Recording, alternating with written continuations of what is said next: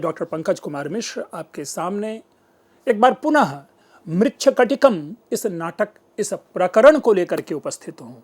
और अभी हम आज से एक नया अंक शुरू करेंगे और उस अंक का नाम है दशम अंक। यह दशम अंक जो कि कह सकते हैं कि पूरे नाटक का उपसंहार है। अगर थिएट्रिकल लैंग्वेज यूज करें तो इसे हम कर्टेन कॉल कहते हैं। सारे के सारे चरित्र मंच पर दिखाई देते हैं और उनके साथ साथ नाटक का एक सुखांत रूप स्वरूप हमें दिखता है। दूसरे शब्दों में, जिस चारुदत्त को फांसी की सजा मिली है, हो सकता है, चूंकि मैंने सुखांत शब्द कहा है, तो उनकी फांसी की सजा हटा दी जाएगी। वसंत सेना जो कि इस नाटक की नायिका है, यह संभव है कि उस नायिका का मिलन नायक से करवा दिया जाएगा। तो इन सब के बीच में जो कथानक है, कथानक का मूल यही है जो अभी मैंने आप लोगों के सामने, इससे पूर्व भी इसका आपके सामने स्पष्ट किया था कि अगर आप देखें कि इस अंक की घटनाओं का जो हम कहते हैं कि चांडाल लेकर के आता है, और उसे लेकर के कहाँ आता है, वह श्मशान भूमि लेकर आता है चारुदत्त को। वहाँ पर विदूषक रोहसेन पहुँचता है। चारुदत्त को फांसी लगने ही वाली होती है कि भिक्षु वसंत सेना को लेकर के पहुँचता है। पालक उधर राजा बनता है, आर्यक को मारता है, आर्यक राजा बनता है, पालक को मार देता है। उसका मित्र शर्विलक भी श्मशान भूमि में आ जाता है। चारुदत्त के स्थान पर शकार को फांसी का दंड दिया जाता है। चारुदत्त उसे क्षमा करता है। राजा जो है आर्यक, वो वसंत सेना को वधू शब्द से अलंकृत करता है और चारुदत्त तथा वसंत सेना का विवाह हो जाता है।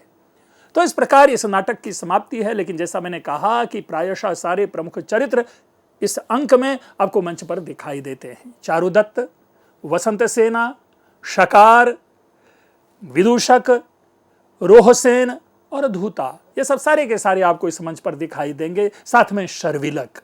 तो इसीलिए इसे हम उन्हें उपसंहार कहा और हमने इसे कर्टेन कॉल कहा।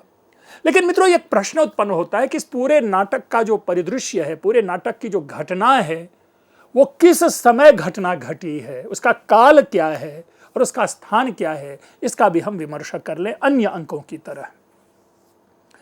अगर इस अंक की घटना को देखें तो अनुमानतः भी हम समझ सकते हैं कि पहला तो वध्यस्थान होगा। क्यों वध्यस्थान होगा, जिसे कि हम श्मशान भूमि कहते हैं? क्यों? क्योंकि चारुदत्त को वहीं ले जाया जा रहा है। दूसरा, जहां से ले जाया जाएगा वो मार्ग होगा, वो राजमार्ग है। राजमार्ग पर चारुदत्त को पैदल लेकर के और वध्यस्थान की ओर ले जाया जा रहा है। और दूसरा, कुछ घटनाएं राजा प्रासाद में भी घट सकती है। क्यों? क्योंकि राजा आर्यक जो है उसने पालक को मार करके राजपद ग्रहण किया है। इसके साथ ही राजा प्रासाद की दक्षिण की भूमि का भी निर्देश हम प्राप्त करते हैं, जहां पर कि धूता के द्वारा अग्नि प्रवेश का दृश्य हमें दिखता है। मित्रों, इस पर विमर्श हम बाद में करेंगे, प्रसंग के अनुरूप प्रसंग में करेंगे, क्योंकि ये जो मुख्य घटना है धूता का अग्नि में प्रवेश का दृश्य, कहीं यह सती प्रथा की ओर संकेत तो नहीं? अस्तु, ये उस समय देखेंगे क्या शब्दावली है, क्या प्रसंग है, क्या बात है उसको। और चूंकि ये घटना फांसी आदि लगने वाली है, इसमें हमें जो वृत्तांत मिलता है कि लोग बाग अपने घर की खिड़कियां देख करके, स्त्रियां अपना मुंह निकाल करके, तो कोई हाथ निकाल करके इस दृश्य को देख रही होती हैं, लोगों की भीड़ है, तो निस्संदेह यह घटना दिन में घटित हुई है। प्रहर क्या है, काल क्या है, हम इसको भी जानेंगे। चारुदत्त को मृत्युदंड सुनाया जाता है और उसे चांडाल को सौंप दिया जाता है। यह नवम अंक की घटना थी। इसके कुछ ही समय के बाद चांडाल जो है चारुदत्त को लेकर के वध्यस्थान की ओर जाता है, तो निस्संदेह यह घटना 12 बजे के बाद होगी, अर्थात दोपहर की घटना घटी होगी। फिर वहां से राजा प्रसाद पे चलते हुए आगे की ओर जाते हैं, तो ऑल टुगेदर पूरे घटना चक्र को हम, क्योंकि फिर राजा का आदेश भी होना है, शकार को फांसी का दंड की ओर की भी चर्चा आएगी, चारुदत्त के द्वारा क्षमा किया जाना होगा, वसंत सेना और चारुदत्त का विवाह या मिलन होगा। तो इन समग्र घटना को अगर हम देखें तो ये 12 बजे से लेकर के 4 बजे 5 बजे तक की ये घटनाएं हैं, क्योंकि इनके लिए लगभग 4 घंटे, कम से कम 4 घंटे तो चाहिए ही चाहिए हमें। अगर initial introduction of this act अगर हम बात करें तो इनमें कुल 61 पद्य हैं, 61 वर्सेस। अकॉर्डिंगली अगर हम आप पाए कि क्रमशः जिस प्रकार पात्रों का प्रवेश अनुप्रवेश होता है, उस दृष्टि से अगर हम देखें तो टोटल इसमें 12 चरित्र हमें दिखाई देते हैं। और उन 12 चरित्रों में अगर हम देखें तो 3 महिलाएं इसमें हमें दिखाई देती हैं, वसंत सेना, धूता और चेटी। और रेस्ट जितने भी कैरेक्टर हैं, 2 चांडाल हैं, चारुदत्त है, विदूषक है, रोहसेन है, स्थावरक है, शकार है, भिक्षु है, शर्विलक है और चंदनक है। तो इस प्रकार से इतने सारे के सारे लोग मिलकर के इस पूरे नाटक के इस 10वें अंक को एक पुष्ट करते हैं, उनको एक महत्वपूर्ण बनाते हैं। पात्रों की योग्यता की दृष्टि से यही एक ऐसा अंक है जिसमें कि प्रायशः सारे चरित्र जो है वो एक मंच पर हमें दिखाई देंगे, क्योंकि चारुदत्त और वसंत सेना के समक्ष कभी शकार नहीं है, या चारुदत्त और विदूषक के साथ भी कहीं शर्विलक नहीं है। तो इस तरह से अगर आप देखें तो सारे चरित्र प्रमुख हैं। एक प्रश्न और बार बार पूछा जाता है, आप किसी भी प्रकार की प्रायोगिक प्रतियोगी परीक्षा दें तो उस परीक्षा में यह भी पूछ लिया जाएगा कि मृच्छकटिकम के 10वें अंक का नाम क्या है। तो इस 10वें अंक का नाम है संहार, है ना। लिखा होगा आपको संहारो नाम दशमोंकः, संहार नामक 10वां अंक। और स्थान जो है वह न्यायालय नहीं, बल्कि स्थान जो है यहाँ पर ये गलत लिखा गया है कि वह स्थान वध्य भूमि है, श्मशान भूमि है। प्रश्न उत्पन्न होता है कि इसका नाम संहार क्यों पड़ा। तो जैसा हमने शुरू में ही कहा कि संहार का मतलब यहाँ पे टू किल नहीं है, किसी को मारना नहीं है, या दोनों अर्थ है, निहितार्थ दोनों यहाँ पर होगा।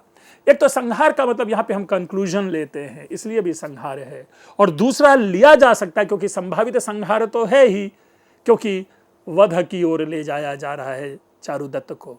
लेकिन जो अनुकूल अर्थ यहाँ निकलता है वो संहार का मतलब यही है, संहृति, सबको समेटना, एक साथ लाना, अर्थात उपसंहार करना। तो इसलिए इसका नाम जो है यह संहार पड़ा है। नाटक का दृश्य प्रारंभ होता है, ततः प्रविशति चांडाल द्वयेन अनुगम्य मानस चारुदत्त, कि चारुदत्त आगे आगे चल रहा है और पीछे से 2 चांडाल चल रहे होंगे। जैसा हम लोग थिएटर में दृश्य देखते हैं कि उन चांडालों की बड़ी बड़ी मोटी मूछें होती है, हाथ में तलवार लिए हुए ऐसे चलता है, मोटा तगड़ा लंबा होता है। ये हमारे थिएटर की कल्पना हो सकती है। ये जरूरी नहीं है कि किसी मारने वाले की घनी मूछें होनी चाहिए या उसके हाथ में कुछ और हो। वस्तुतः हम 2 प्रकार के रूप को दिखाते हैं, एक श्वेत रूप, एक कृष्ण रूप। श्वेत जो है वो अच्छाई का प्रतीक है, जो कृष्ण है वो बुराई का प्रतीक है। इसलिए जो बुरे होते हैं, जैसे कि हम इंग्लिश में जिसके लिए टर्म होता है एंटागोनिस्ट, जो ऐसे जो विपक्षी होते हैं, जो प्रतिपक्षी होते हैं, जो शत्रु पक्ष होते हैं, जो विलेन होते हैं, उनको हम कृष्ण में दिखाते हैं। इसलिए रावण को आप सदैव देखेंगे कि लंबी चौड़ी मूछें होती है और उनके काले कपड़े होते हैं। शकार के भी आप यही देखेंगे। तो इसी प्रकार चांडाल जो है वो समाज का सभ्य पुरुष नहीं माना जाता, इसलिए उनका जो रूप स्वरूप जो है थिएटर में हम उस प्रकार दिखाते हैं। तो वही भयावह और घनघोर बनाने के लिए, डरावना बनाने के लिए चौड़ी मूछें कर दी जाती है, लंबी हाइट दिखाई जाती है, तोंद निकले हुए दिखाई दिए जाते हैं, लंबी मोटी बाहें दिखाई जाती है और हाथ में चमकीले तलवार दिखाई जाते हैं। ये जानते हुए कि फांसी लगनी है जिसमें तलवार की जरूरत नहीं है, उसमें हाथ में रस्सी होनी चाहिए, लेकिन फिर भी हम दिखाते हैं हाथ में तलवार। एनीवे, वो केवल इसलिए क्योंकि हमें दृश्य को भयावह दिखाना होता है। दोनों मंच पर आते ही बोलता है, यानी जो प्रथम संवाद है 10वें अंक का, वह दोनों चांडालों का है। तत्किम न कलय कारणम नवबध बंध नयने निपुणौ अचिरेन शीर्षक छेदन शूलारोपेशु कुशलौ स्वः। कुशलौ स्वः यानी हम दोनों कुशल हैं। कौन दोनों? हम दोनों चांडाल इसमें कुशल हैं। किसमें कुशल हैं? तो कहते अचिरेण, विदाउट वेस्टिंग एनी टाइम, शीघ्र ही, शीर्षक छेद शूलारे रूपेशु, शीर्षक छेदन यानी गला काटने में, और शूल यानी फांसी पर आरोपित करने में, फांसी पर चढ़ाने में हम दोनों कुशल हैं। तत्किम न कलय कारणम, तो भाई किम न कले, हम क्यों ना इनके कारणों के ऊपर में चिंतन करें और विमर्श करें कि इनको हम कैसी सजा दे। कहते नववध बंधन यने, बंधन बने, मतलब जो नए नए वध के बंधन में, इस बंधन रूपी जंगल में आए हुए हैं, इसमें हम दोनों निपुण हैं, हम लोग कुशल हैं कि कैसे इसको फांसी दी जाए। उसके ऊपर अब हम लोग विमर्श करते हैं कि इस व्यक्ति को किस रूप में फांसी दी जाए। क्यों? क्योंकि हम चाहे गला काटना हो चाहे रस्सी पे लटकाना हो, उन दोनों में हम दोनों कुशल हैं, हम दोनों चांडाल जो हैं वो कुशल हैं। इन दोनों चांडालों के नाम भी हैं। जैसे मुद्रा राक्षसम की चर्चा की तो वहां जो दो चांडाल है उनका नाम, एक का नाम है कालपाशिक और दूसरे का नाम है दंडपाशिक। और यहां पर जो है नाम आगे आएगा, एक का नाम है आहिंत, दूसरे का नाम है गोह। तो ये दोनों चांडालों के नाम हैं। फिर कहते हैं, वही कहता अपसरत आर्याह अपसरत, भाई लोगों आ जाओ आ जाओ, एष चारुदत्त है, एष आर्य चारुदत्त है, ये जो है आर्य चारुदत्त है। इसका मतलब क्या? अपसरत आर्य अपसरत, यहां से दूर हटो, भाग जाओ। इसका साफ मतलब है कि लोगों की भीड़ होगी। आप लोग स्मरण करें स्वप्न वासवदत्तम का प्रथम अंक, जहां पर कि पद्मावती प्रवेश करना चाहती हैं, प्रवेश करने वाली हैं, तो जो भट्ट है, सैनिक है, वो राजमार्ग से लोगों को हटा रहे होते हैं और वहां कहते हैं उत्सरत आर्याह उत्सरत। यहां पर भी अपसरत आर्याह अपसरत, यानी दूर हट जाओ, दूर हट जाओ, पास आने की जरूरत नहीं है। ये आर्य चारुदत्त हैं। और ये कौन आर्य चारुदत्त है? तो कहते हैं दत्त करवीर दामा गृहीत आवाभ्याम बध्य पुरुषाभ्याम दीप इव मंद स्नेह स्तोकम स्तोकम क्षयम याति। दीप की तरह मंद स्नेह, जिस दीप में कम तेल बचा हो, मंद यानी बहुत कम, स्नेह यानी तेल, ठीक है। जिस प्रकार कम तेल वाला दिया स्तोकम स्तोकम धीरे धीरे क्षयम याति, बुझ जाता है, बुझने की ओर अग्रसर होता है, उसी प्रकार यह चारुदत्त, जिस चारुदत्त के गर्दन में करवीर की माला है। करवीर जिसे हम लोग कनेर कहते हैं, कनेर का जो फूल है उसी का दूसरा नाम करवीर है। ये भारतीय पुष्प है, पीले कलर की होती है। तो मृत्यु से पहले, ये फांसी से पहले ऐसे व्यक्ति के गर्दन में डालने की प्रथा थी। और यही कारण है कि आप देखेंगे जब पशुओं की बलि दी जाती है, बकरे की बलि दी जाती है, कई कई भैंसे की बलि दी जाती है, जो गलत प्रथा है, लेकिन जहां पर यह बलि दी जाती है, ऐसे बलि देने के क्रम में आप पाएंगे कि ऐसे बकरे के भी गर्दन में जो है वो कनेर के पुष्प की माला होती है। तो मानो ये परंपरा अति प्राचीन काल की है। तो ऐसे जो कनेर पुष्प की माला जिसके गर्दन में हो, वो आर्य चारुदत्त आवाभ्याम बद्ध पुरुषाभ्याम, हम दोनों वध करने वाले पशुओं के द्वारा गृहीतः पकड़ लिया गया है।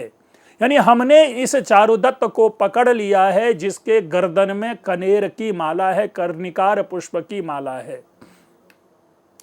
और जिस प्रकार कम तेल वाला दिया धीरे धीरे बुझता है, उसी प्रकार अब इसकी सांस, इसकी आयु बहुत कम रह गई है, इसलिए अब ये धीरे धीरे यह भी जो है विनाश को प्राप्त हो जाएगा, अर्थात यह चारुदत्त अब मारा जाएगा। इसलिए हे लोगों, इस रास्ते से दूर हट जाओ, इस दृश्य को नहीं देखना है। चारुदत्त सविषादम, मुझे लग रहा है कि यह सविषादम मात्र ब्रैकेट में पुट करने वाला शब्द नहीं है, यह एक अनुभूति का विषय है। और वह अनुभूति का विषय है कि उस व्यक्ति को समझिए कि जिसको फांसी लगने वाली है, जो कुछ क्षण पूर्व अपनी पत्नी, अपने पुत्र, अपने दोस्त, अपने प्रेमी, अपने स्वजन, अपने परिजन के साथ जिंदगी बिता रहा था बिना किसी भय के, उसको हार्डली 5 मिनट्स में फांसी की सजा दी जाएगी, तो वो केवल विषाद मात्र नहीं है। जीवन का इससे बड़ा कष्ट कोई नहीं होता। मित्रों, मनुष्य की जब स्वाभाविक मृत्यु होती है तो उसका क्षण बड़ा ही कम होता है। कभी 25 सेकंड में तो कभी 1 घंटे में लोगों की मृत्यु हो जाती, वो पीड़ा उतनी होती है। लेकिन ये एक ऐसी मृत्यु है जिसमें व्यक्ति को पूरा समय मिलता है यह सोचने का कि अब मैं मर जाऊंगा। शूली से पूर्व की यह दशा है, तो वो विषाद नहीं है। ये तो वो स्थिति है कि मजबूत हृदय वाले का ही हृदय जो है वो असफल नहीं होता, वो दिल उसका फट जाना चाहिए था। तो वो पीड़ा है यहां पर, वो दुख है चारुदत्त का, वो कष्ट है चारुदत्त का। कई लोग तो मौन व्रत धारण कर लेते, उनके मुंह से शब्द नहीं निकलते। कई सारी ऐसी कहानियां हमने सुनी हैं और कई जगह पे ऐसी बर्बर मृत्यु हमने देखी है। तो वो क्षण है चारुदत्त का, इसलिए यह सब विषाद मात्र नहीं है, यह अनुभूति का विषय है मृत्यु के पूर्व का। नयन सलिल सिक्तम पांश रूक्षी कृतांगम पितृवन सुमनोभिर्वेष्टितम में शरीरम, कि मेरा शरीर क्या है, नयन सलिल सिक्तम। भाई ये लोग कहते हैं कि वो पसीने में नहाया हुआ था। पहली बार शब्द देखिए कि चारुदत्त का शरीर आंसुओं से नहाया हुआ है, और लिखता है नयन यानी आंख, सलिल यानी जल, सिक्त यानी भींगा हुआ। आंखों के जल से भींगे हुए शरीर वाला मैं चारुदत्त। जरा अनुमान कीजिए कि किस प्रकार आंसुओं की धारा बह रही होगी। पांशु रुक्षी कृतांगम, चूंकि राजमार्ग पर पैदल आ रहा है तो पांशु यानी धूल, धूल से पूरा वदन जो है उसका कठोर हो चुका है, अर्थात धूल की परतें जमी हुई है शरीर पर, ऐसा वह चारुदत्त। और पितृवन सुमनोभिर्वेष्टितम, अभी मैंने कर्णिकार पुष्प की बात की थी। पितृवन कहते हैं श्मशान, और श्मशान सुमन यानी श्मशान की जो का जो फूल होता है, पुष्प होता है, उससे लिपटा हुआ शरीर वाला। महाकवि बाणभट्ट कादंबरी के शुकनासोपदेश में जो श्मशान के पुष्प है ना, उसे बड़ा भयावह कहते हैं, डरावना कहते हैं। मित्रों, अब तो ज्ञान विज्ञान काफी आगे बढ़ गया, समाज में बहुत सारी चीजें स्पष्ट रूप से दिखाई पड़ने लगी। नहीं तो एक क्षण था कि सब लोगों की हिम्मत नहीं होती थी भय के कारण कि वह श्मशान चले जाएं। एक और श्मशान में रखी पड़ी हर वस्तु जो है वह किसी न किसी रूप में उनके बुरे सपने में आते थे, वो इतना भयावह होता था। तो उस काल की ये भयावहता प्रदर्शित की गई है कि उस चारुदत्त के पूरे शरीर को श्मशान के पुष्प से जो है वो ढक दिया गया है। तो वही चारुदत्त कहता है मेरा ये शरीर उस श्मशान के पुष्पों से लिंपित है, ढक दिया गया है। राह में चलने वाले जो उठने वाले धूल है, उस धूल से मेरी जो पूरी बॉडी है वो कठोर हो चुकी है, और आंखों से बहने वाले आंसुओं से मैं पूरी तरह से भींगा हुआ शरीर वाला हूं। वीरस मिह रटंतो रक्त गंधानुलिप्तम बलिमिव परिभोक्तुम वायसास तर्कयंती। अब देखिए, वायसाह तर्कयंती, जो कौवा लोग हैं वो तर्क कर रहे हैं, आपस में चर्चा, आपस में बात कर रहे हैं, विमर्श कर रहे हैं कि ये वो शरीर जो है मुझे परिभोक्तुम अर्थात खाने के लिए मिलेगा। अर्थ में जाए, ऐसा प्रतीत होता है कि फांसी लटका करके उसका दाह संस्कार नहीं होता था, उस शरीर को फेंक दिया जाता था, जिसको कि चील, कौवे, बाज, गिद्ध आदि नोच नोच करके खाते थे।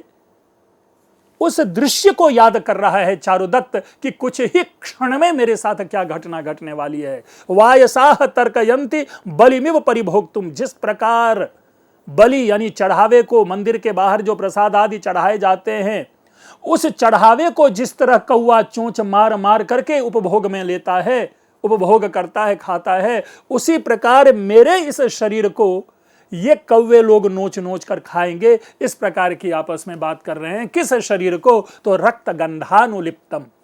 रक्त गंध का अर्थ टीकाकारों ने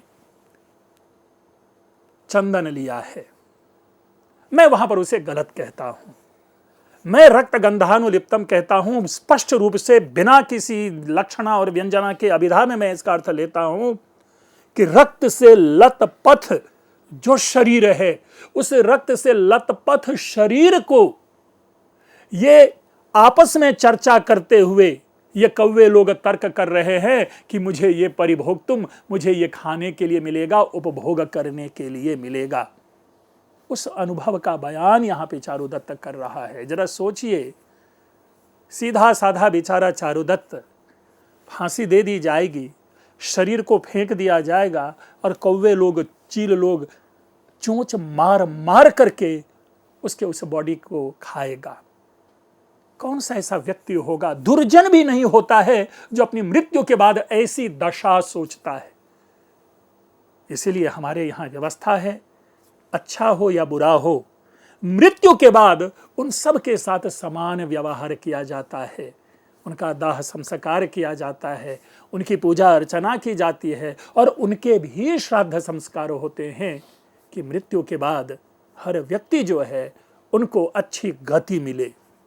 लेकिन यहां पर यह सद्गति नहीं, यह दुर्गति की, जो कह सकते हैं कि दुर्गति का चिंतन है चारुदत्त के मन में।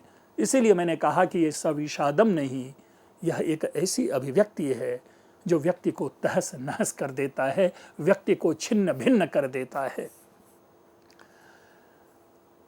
चारुदत्त की इस व्यथा के बाद चांडाल फिर कहता है अपसरत आर्याह अपसरत, मतलब लोगों दूर हट जाओ, दूर हट जाओ, यहां पे भीड़ मत लगाओ। हर व्यक्ति ऐसा ही करता है, हर काल ऐसा होता है। किम पश्यत छिद्यमानम सत्पुरुषम काल परुष धाराभिः काल परशु धाराभिः सुजन शकुनाधिवासम सज्जन पुरुष द्रुममेतम। ऐसा पहली बार लग रहा है कि इन चांडालों ने चारुदत्त के लिए कोई अच्छा वाक्य बोला हो। कह रहा है छिद्यमानम सत्पुरुषम काल पशुधारा भी काल परशुधारा भी, काल रूपी फरसे की धार से छिद्यमानम सत्पुरुषम, काटे जाते हुए सज्जन को देखो। भाई दूर लोग भाग, तुम यहां से भाग जाओ। क्या तुम देखना चाहते हो समय रूपी फरसे की धार से काटे जाते हुए इस सज्जन पुरुष को? और किसको? सुजन शकुन आधिवासम, अर्थात सज्जनता रूपी पक्षियों का जो आश्रय स्थली रहा है, यह विशेषण है चारुदत्त के लिए। ये वही चारुदत्त इतना सुजन था, इतना सज्जन था, इतनी श्रेष्ठता थी कि सुजन का रूपक यहां पर शकुन में दिया जा रहा है कि सज्जनता रूपी पक्षी जहां पर आश्रय लेते हैं, अर्थात सज्जनता इस मनुष्य के भीतर है। और सज्जन पुरुष द्रुममेतम, और जो सज्जन पुरुष रूपी वृक्ष है, अगर क्या तुम उस वृक्ष को यहां पर काटे जाते हुए देखना चाहते हो? देखोगे नहीं, ये नहीं देखना है, दूर हट जाओ, यहां से हट जाओ। एक प्रकार का ये व्यंग्य है, बहुत बड़ा ये व्यंग्य है चांडाल के द्वारा। भले ही चांडाल को ये पता हो या ना हो कि ये निर्दुष्ट है या यह दोषी है, लेकिन उसके मुंह से भी ये अचानक निकलता है उन दोनों के पास कि अरे लोगों दूर हट जाओ। क्या तुम देखना चाहते हो ऐसे व्यक्ति को जहां पर सज्जनता की हत्या होती है, जहां पर सुजनता की हत्या होती है, जहां पर श्रेष्ठ पुरुष की हत्या होती है? अगर चांडाल यह तीन शब्द, तीन विशेषण चारुदत्त के लिए प्रयुक्त करता है तो एक प्रकार से व्यंग्य यही है कि वह ये राजा है, यह उस राजा का काल है जहां पर सज्जनता की हत्या कर दी जाती है, जहां पर सुजनता की हत्या कर दी जाती है, जहां पर निर्दुष्ट मनुष्य की हत्या कर दी जाती है। तो व्यंग्य है। चांडाल कहता है आगच्छ रे चारुदत्त आगच्छ, अरे ओ चारुदत्त आ जाओ। चांडाल का कोई स्वजन नहीं होता है, चांडाल का कोई दुर्जन नहीं होता है, चांडाल अपने कर्तव्य में बंधा होता है, इसलिए मान अपमान उसके सामने नहीं है। वो चारुदत्त को भी कहता है आरे आगच्छ रे आगच्छ रे। तो अगर आज की भाषा में अगर थोड़ा सा हम निम्न भाषा का प्रयोग करते हैं, तू मैं तू मैं करके जब बात करते हैं तो कहते हैं ना कि इधर आ जा, तो वही है कि आ जा रे आ जा। इस प्रकार का यह व्यवहार है यहां पर। चारुदत्त कहता है कि पुरुष भाग्यानाम अचिंत्याः खलु व्यापाराः यदहम ईदृशीं दशा मनु प्राप्त। जिस प्रकार देखिए क्या है कि पुरुष भाग्यानाम व्यापाराः अचिंत्याः, जो पुरुष का भाग्य है वो अचिंत्य है। पुरुष के भाग्य का क्या व्यवहार होता है, मनुष्य का भाग्य कब किस समय कौन सी करवट लेता है, यह अचिंत्य है, अनिर्वचनीय है। इस पे कोई इसकी व्याख्या नहीं होती। हमारे शास्त्रकार पहले ही कहे गए हैं कि पुरुषस्य भाग्यम दैवो न जानाति कुतो मनुष्य। कि मनुष्य का भाग्य क्या है वो भगवान भी नहीं जानते, हर मनुष्य की बातें ही कौन करे। तो इसलिए चारुदत्त तो उसी व्यवस्था के अंतर्गत कहते हैं कि पुरुष का भाग्य जो है वो अचिंत्य है, पुरुष के जो भाग्य किस प्रकार कार्य करते हैं वो सर्वथा अनिर्वचनीय है। क्यों अनिर्वचनीय है? कि यदहम ईदृशीं दशाम अनुप्राप्त, कि मेरे जैसे व्यक्ति ने भी ऐसी दशा प्राप्त की है, अर्थात मेरे जैसे व्यक्तित्व को यदि फांसी की सजा सुनाई जा रही है, मेरे जैसे व्यक्तित्व को यदि फांसी पर चढ़ाया जा रहा है, तो हे भाग्य तुमको प्रणाम हो। कोई भी तुम्हारे विषय में नहीं कह सकता कि किस मनुष्य के जीवन का भाग्य कैसा कब करवट ले ले। इसलिए हम सभी के सभी लोग भाग्य के अधीन हैं। कभी भी अपने पे घमंड नहीं करना चाहिए। कोई भी व्यक्ति जो है वो अजात शत्रु नहीं होता। हर व्यक्ति का जो है वो भाग्य प्रबल होता है, भले ही हम कर्म कितना करें। इसीलिए मनुष्य का जो जीवन है भाग्य और कर्म रूपी दो पहियों के ऊपर में उस जीवन की गाड़ी चलता है।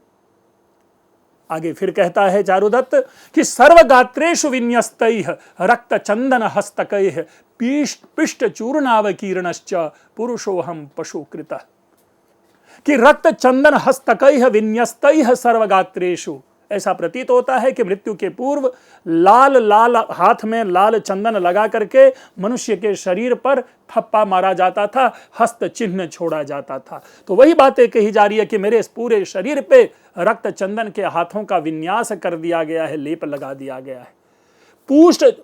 पिष्ट चूर्णावकीर्णश्च, और जो पिष्ट चूर्ण है जिसे हम कहते हैं गाढ़ा लेप है, ऐसे पुरुषो हम पशुकृतः, मुझ जैसे व्यक्ति को भी पशु के समान बना दिया गया है। देखेंगे पशुकृत है यानी पशु में च्वी प्रत्यय लगा के है, यानी पशु समानम कृतः, पशुओं के समान बना डाल दिया गया, अर्थात मुझे पशु के समान ट्रीट किया जा रहा है। मित्रों, हम इस दृश्य की चर्चा परिचर्चा आगे भी रखेंगे। बड़ा ही सुंदर यह अंक है, आप लोग इसे ध्यान से सुने, पढ़ें, जानें। अभी आप लोगों ने ध्यानपूर्वक सुना, आप लोगों का बहुत बहुत धन्यवाद।